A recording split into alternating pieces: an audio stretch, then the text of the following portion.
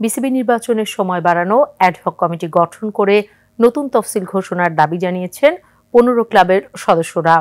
আর 5 অক্টোবরের মধ্যে দাবি পূরণ না হলে সকল ক্লাব ও সংগঠকরা অসহযোগ আন্দোলনে যাবে বলে হুঁশিয়ার দিয়েছেন মোহামেডান স্পোর্টিং ক্লাবের কাউন্সিলর মাসুদুজ্জামান। বিস্তারিত আলভি রায়হানের রিপোর্টে।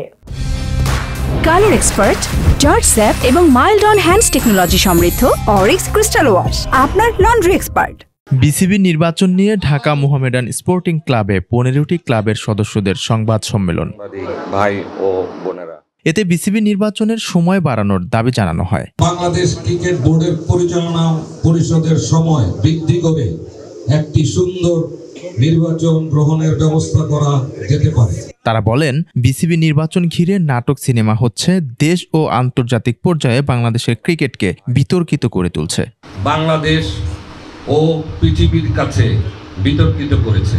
নাটক বলতে পারে আমি মনে করেছি এখানে এখন এই যেটা সবাই বলছিলেন এই একটা নাটক হয়েছে, নাটকের নাম কেউ বলেনি। নাটকের নামটা হচ্ছে আমরা কে সত্যি কে মিথ্যা।